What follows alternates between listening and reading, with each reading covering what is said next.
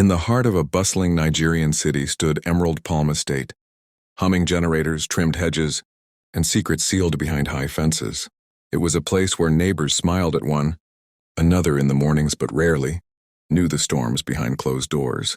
Among the residents were two, whose friendship was known throughout the estate, Uju and Ann. Uju was admired wherever she went. She was fair-skinned, naturally glowing, curvy in a way that turned heads, with a gentle face that carried kindness rather than pride. She walked with quiet confidence, always neatly dressed and spoke with calm wisdom. She was married to Chinedu, a hard-working man who adored her deeply.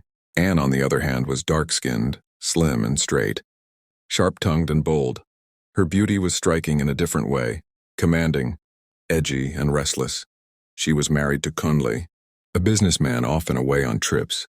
Ann and Uju shared evening walks, weekend gossip. They lived just 3 houses apart, and memories from their university days. But beneath their laughter lay 2 very different hearts. Different marriages, different fires. Uju believed marriage was a sacred pot. Once cracked, it never held water the same way again. She nurtured her home with patience, respect, and quiet prayers. Even when Chinedu annoyed her, she chose peace over pride. Ann saw marriage differently. To tie yourself to one man forever? She once laughed. That is old thinking. Uju, the world has changed. Ann felt neglected.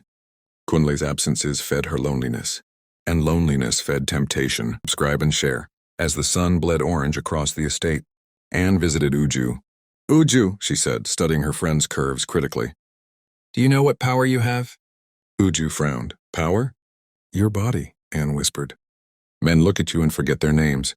Why waste it on just one man? Ann, please don't start. Ann leaned closer. I'm serious. You are too faithful for your own good. Enjoy life, use what you have.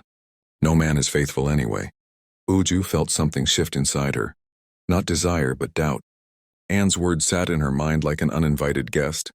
When wisdom sleeps, temptation rarely comes as a monster.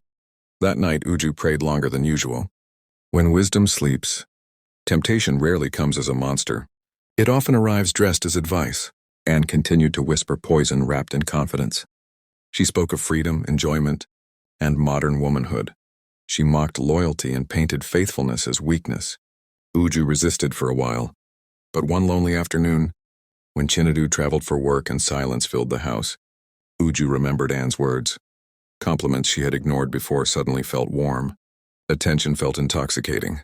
Against her better judgment, Uju followed Ann into a path she had once condemned. She told herself it was harmless. Just once, just curiosity. But a single step into mud is enough to stain a white wrapper. The silent visitor.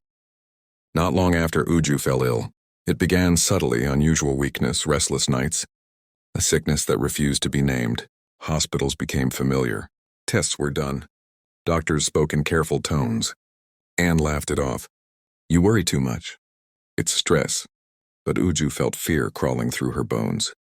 When the results finally came, the truth stood naked and terrifying before her. She had contracted a serious illness, one that does not announce itself loudly but eats slowly, patiently. Her world collapsed. She cried until tears had no taste. She remembered her mother's warnings, her grandmother's proverbs, and her own conscience ignored. 2 reactions, 2 souls. When Uju told Ann, expecting comfort, Ann waved her hand dismissively. You're unlucky, she said. These things happen. But when Ann tested herself days later, her own result mirrored Uju's fate. This time Ann screamed. She accused men, fate, even Uju. She refused to accept responsibility. Her boldness crumbled into fear. Uju, though broken, found humility. Ann, though loud, found only anger. Exposure under the sun. Secrets do not die quietly. Kunle discovered Ann's betrayals through careless messages.